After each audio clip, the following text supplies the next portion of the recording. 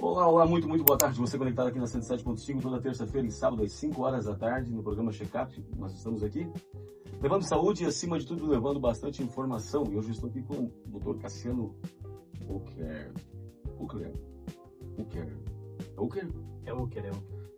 Cassiano Ucker, médico, geriatra, emergencista, desfibrilando diretamente do PA Leste, para toda a Joinville, né? Cassiano foi coordenador dos PAs de Joinville, né? Exerceu a vereança, trabalhou no posto de saúde, hoje trabalha como médico geriatra no hospital regional e também em outros lugares no seu consultório. Qual que foi no seu consultório? Telefone lá do consultório é 47 9619 9565. A turma a perspectiva de vida aumentou bastante. A pirâmide está invertendo, né, Cassiano? Então, Rodrigo, primeiramente, boa tarde, Rodrigo, obrigado pelo convite, boa tarde aí para todos os ouvintes. A geriatria é uma área da medicina que ela busca tanto tratar ali as doenças e os empecilhos que vêm surgindo com a idade, mas também planejar um envelhecimento saudável. A gente sabe que nós vamos chegar onde a gente planeja chegar. Então é importante que, desde a idade mais tenra, das idades mais cedo, nós tenhamos aí um desenho de como é que a gente quer envelhecer e aí correr atrás desse processo para que a gente tenha ali na frente, quando a gente chegar na terceira idade, passado os 60 anos, 65 anos, nossa expectativa de vida, bem lembrou, ela está aumentando, que a gente chegue lá com saúde, com independência, podendo aproveitar o nosso dia a dia, aproveitar a nossa família, passear, se divertir, viver feliz. A perspectiva de vida no mundo em si, ela aumentou bastante, né? Aumentou aí quase uns 10, 15 anos, dependendo do país, dos fatores ambientais desse país também. O Brasil, principalmente, aumentou muito, nós temos bastante avanços nessa área. O povo está vivendo mais, né? Isso. Aqui se refere isso, né, Rodrigo? Principalmente na questão de que a gente teve uma melhora nas condições de saúde, então a gente hoje tem um acesso maior à questão de saúde e a gente também está tendo aí maior cuidado com a saúde. Hoje as pessoas cuidam mais da alimentação, as pessoas estão fazendo mais atividade física, as pessoas têm mais acesso aos setores de saúde, então a gente acaba vivendo mais. Além disso, a gente tem investido muito na questão da saúde pública como um todo, né? E quando a gente fala em saúde pública, a gente não fala só do SUS, a gente fala desde da questão de saneamento básico, da questão das vacinações, de todo esse processo que interfere no processo de saúde e doença e faz com que as pessoas acabem alcançando mais saúde. No teu consultório hoje, qual que é a principal queixa de geriatria no estado da unidade que você tem no consultório regional? Qual que é a principal queixa hoje lá? Deixa só eu fazer uma correção. No regional, hoje, a gente não está atendendo a parte da geriatria. Sim. Porque hoje o município de Joinville está sem a especialidade de geriatria. Então, hoje, as pessoas que procuram o posto de saúde e que precisam de um atendimento da geriatria, não tem como ser encaminhado. Então, o regional não está com um ambulatório aberto, porque como as pessoas não têm como chegar, não tem como serem atendidos e, portanto, o ambulatório não está funcionando. Então, dentro do regional, a gente está cuidando da parte de anticoagulação e está cuidando um pouco da parte das internações. E no atendimento ambulatorial, então, onde você atende, qual que é a principal queixa hoje dos pacientes aí da melhor idade? Nós temos variado, mas a principal queixa vai para parte da memória mesmo, né? Então existe... Só preocupado com a memória, né, Cassiano? Existe, Rodrigo, uma percepção de que cada vez nós estamos esquecendo mais. Aí também a gente sempre tem que desdobrar o que é esse esquecimento, né? Eu gosto de comparar com uma esponja. Se a gente pega uma esponja e põe umas gotas de água, essa esponja absorve essas gotas de água e não tem nenhum problema. Só que se a gente vai botando água, daqui a pouco essa esponja já está saturada e ela não consegue mais absorver água. E aí parece que ela está com um problema, a esponja. A nossa memória é parecida. Se a gente começa a botar muita informação, e hoje a gente tem muito acesso, né, com a internet, com os celulares, portais de notícia, televisão, jornal, todos esses veículos nos trazem muitas informações, algumas verdadeiras, infelizmente algumas falsas também, e essa sobrecarga de informação também prejudica, às vezes, nossa questão de memória. Mas é claro que existem as doenças relacionadas à memória, e o principal fator de risco para as doenças relacionadas à memória é a idade. Então a gente acabou de falar que as pessoas estão vivendo mais, ou seja, elas têm o maior risco de terem problemas de memória. Porque a memória, vamos lá, a memória é uma coisa importante porque ela nos traz lembrança, ela nos nos ajuda na parte cognitiva, né, do aprendizado, né, você memoriza que tem que abrir a porta porque te ensinaram, você gravou, arquivou e tá lá. Né? Isso aí te ajuda bastante. Claro que às vezes eu queria ter um pouco de esquecimento, principalmente para os impostos, para as dívidas, né? Ou alguém deve estar ouvindo o programa agora dizendo assim: eu não consigo esquecer minha mulher, tem hora que dá vontade de esquecer ela, mas não consigo esquecer minha mulher, doutor. Mas existe brincadeiras à parte, é uma coisa que mexe e deixa muito o pessoal ansioso, e às vezes eu vejo no consultório, às vezes na psiquiatria mesmo, o pessoal perturbado porque acha que está com alguma demência, né? Eu falei, cara, olha o tanto de informação que você recebe. Olha o tanto de coisa que você tem acesso. Você que acha que você é um HD, 1 tera, 2 tera, que vai conseguir arquivar tudo? Não vai. Né? É isso que o pessoal também tem essa percepção, que às vezes esse esquecimento é porque está atarefado de coisas. Tem 5, 6 coisas para fazer, fazendo ao mesmo tempo, acha que vai conseguir arquivar tudo. Né? E vai dando uns lapsos, umas falhas, que é normal, né, Cassiano? Uma pessoa sobre ansiedade também, ela acaba tendo lapsos de memória, né, daquele branco que eles falam, né? Deu um branco em mim, doutor. Né? Então, isso é extremamente importante, isso que tu colocou agora, né, Rodrigo? É saber quanto que a sobrecarga do nosso dia a dia impacta na questão da nossa saúde também. Então, se a gente tem muita coisa para carregar, obviamente, se essa carga de instruções, essa carga de informação que eu recebo for muito alta, daqui a pouco eu vou começar a perder alguma coisa disso no meio do caminho, certo? Isso funciona, eu gosto sempre de comparar com exemplos do nosso dia a dia, né? A gente carrega uma laranja, todo mundo carrega uma laranja. Mas se eu der 2 laranjas, 3 laranjas, daqui a pouco, quando chegar a 10, 15 laranjas, vai ter laranja caindo no meio do caminho, certo? E a nossa memória trabalha um pouco com isso. Então nós precisamos diferenciar o que é patológico, o que é uma doença de memória, do que é uma sobrecarga em relação à memória. Isso é a primeira coisa que a gente precisa diferenciar.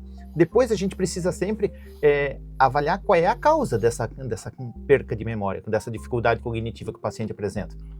Porque as causas podem ser desde carenciais, nutricionais, ou seja, algum elemento relacionado aí ao metabolismo do organismo que esteja faltando no paciente, e pode ser uma vitamina, pode ser uma questão hormonal que também interfere nesse processo, e pode ser uma questão também psicológica, como você trouxe aqui, os quadros de ansiedade, os quadros de depressão interferem também na nossa interação com o mundo e prejudicam o nosso desenvolvimento. Pode ser uma questão sensorial. Hoje a gente tem trabalhado muito a respeito de que as pessoas que têm um déficit auditivo têm o maior risco de desenvolver problemas de memória, problemas de esquecimento. Então são várias situações que a gente avalia até a hora que a gente chega nas causas de esquecimento relacionadas ao envelhecimento cerebral.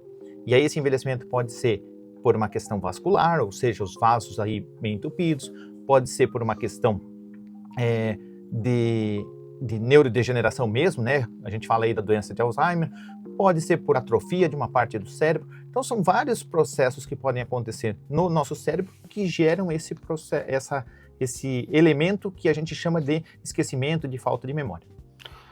Porque a capacidade do ser humano a sua cognição, seu aprendizado, mexe muito com ele, né? Principalmente porque ainda não sei, você pode me corrigir, demências, né? Dentre elas está o Alzheimer, que é o mais comum, o mais conhecido, né? O mais falado, embora existam as alterações vasculares também, existe as dos corpos de Levi. Corpúsculos de Levi, que tem a frontotemporal, existem vários tipos de demência, né? Sim, existem testes para isso hoje, né? Alguns testes que eles fazem, o Minimental, que é bem conhecido, prático e simples, existem testes mais avançados aí por diante, né? Mas eu creio que já existe rastreamento genético também para a questão familiar, porque a demência em si, a principal causa dela, você atribui à genética ou a fatores ambientais? Então, ela é uma patologia multifatorial, que a gente chama, ou seja, vários fatores interferem para o desenvolvimento dessa síndrome demencial.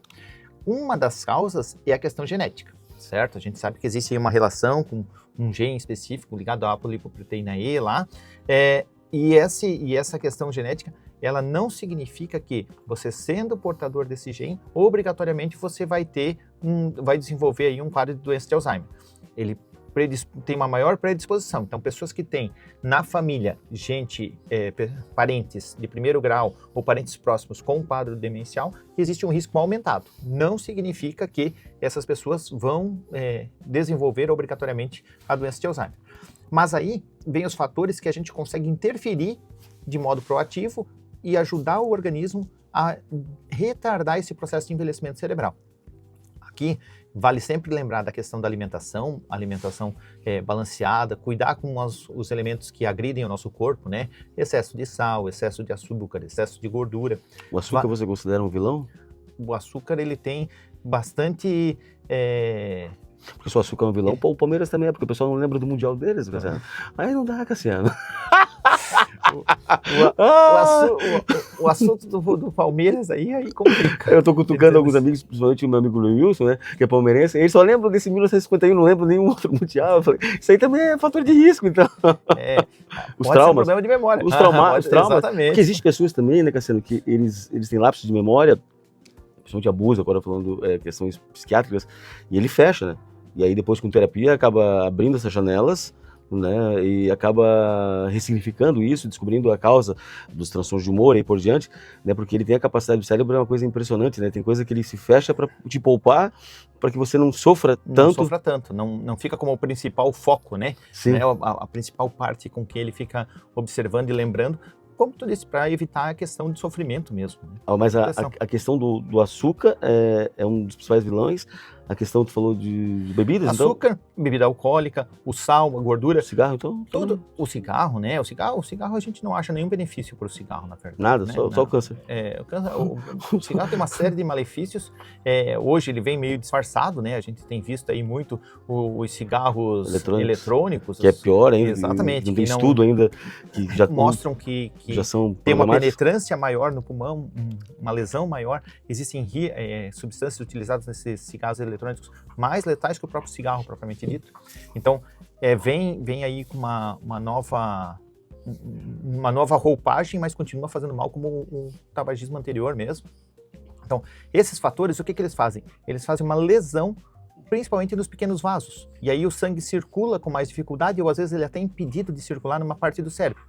Por onde não circula o sangue, aqueles neurônios acabam morrendo, e a gente perde aqueles neurônios ali.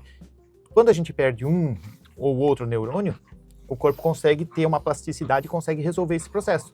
Mas se ele começa a perder muito neurônio, esses neurônios começam a fazer falta e a função da onde essa região do cérebro foi atingida acaba causando aí sintomas que são observados ou pelo paciente ou pelos membros da família. Você falou que tem exames novos que já são novos. Quando se formou, tinha uma coisa, depois da tua formação, da tua especialização, já mudou.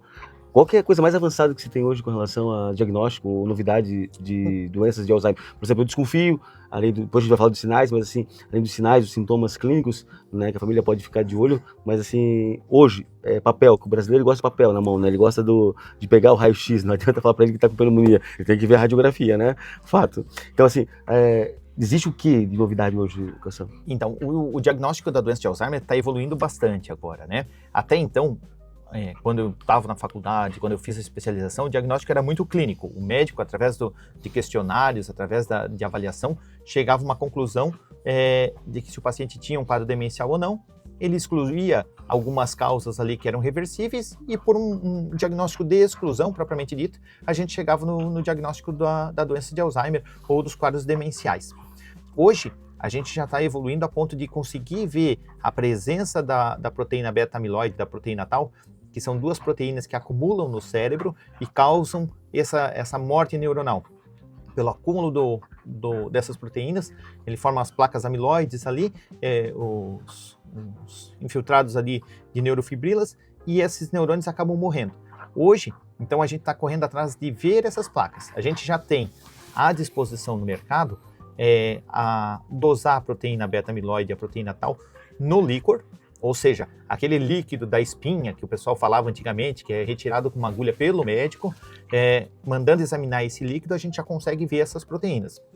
E a gente tem alguns exames de imagem, principalmente o PET scan amiloide, e que consegue ver, é como se fosse uma espécie de uma ressonância, mas específica, né, tentando ali captar as proteínas que estão lá no cérebro, e ele consegue ver esse acúmulo de proteína beta-amiloide. Qual que é o problema desses exames hoje ainda?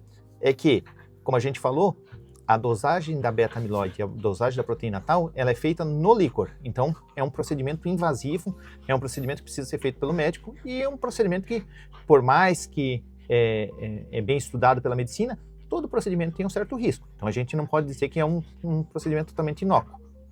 E o segundo, que é o PET scan ali com a proteína amiloide, são poucos os locais que têm disponibilidade desses exames. Por exemplo, em Santa Catarina nós ainda não temos o PET scan para proteína beta-amiloide. A gente tem o PET scan para outros elementos.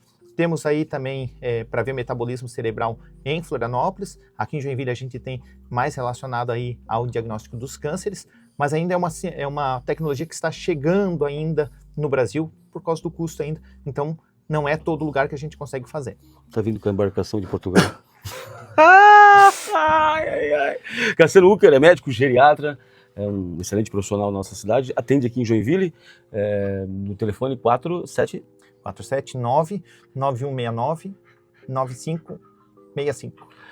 Cassiano, o diagnóstico, então, ele é clínico junto com alguns exames que ajudam a fundamentar, né, o diagnóstico em si. É o médico que dá o diagnóstico, né? Mas fala. É um diagnóstico médico, né? Hoje ainda, como esses exames, esses novos exames, eles não são ainda muito corriqueiros, nós não estamos usando na prática comum solicitar esses exames. A gente solicita em casos mais específicos, principalmente quando o diagnóstico está meio nebuloso, que a gente chama, ou seja, quando o médico ainda tem alguma dúvida em relação ao diagnóstico. Então, o diagnóstico hoje ainda é clínico, através dos testes neuropsicológicos, através de alguns exames para descartar outras patologias e através de um exame de imagem para descobrir aonde que essa região do cérebro está mais afetada. Então, a gente faz a soma desses elementos para chegar num diagnóstico. E aí a gente procede o tratamento. Com essa evolução agora de correr atrás da proteína beta-amiloide, então nós temos aí essa opção de dosar o líquor, dosar o beta-amiloide no líquor, tem a opção do PET scan. Por que eu tenho falado desses dois exames? Porque tá para entrar, a Anvisa, na verdade, já aprovou uma nova medicação aqui para o Brasil para o tratamento da doença de Alzheimer, que ela é específica para a doença de Alzheimer, então ela não serve para as outras demências, não serve para a demência vascular, não serve para a demência frontotemporal, não serve para a demência de corpúsculos de Levy, ela só serve para a doença de Alzheimer e ela precisa ter comprovado a deposição dessa proteína beta-amiloide no cérebro. Então, ela só funciona através da proteína beta-amiloide. Então, mais para frente... Como é que se chama lá fora o princípio ativo, lembra não? Lá fora, o lecanemab, é um biológico, um anticorpo que age em cima da placa, removendo a placa. Esse lecanemab não foi autorizado pela Anvisa aqui para o Brasil. Então, hoje, as pessoas que fazem uso dessa medicação... Ele age sobre a placa, que é a lesão... que é o acúmulo da proteína. Teoricamente ele melhora, então... Sim. O cara volta a ter memória? Ele é utilizado numa fase inicial da doença. Então ele consegue retirar aquele fator agressor nos neurônios e ele evita a progressão da doença.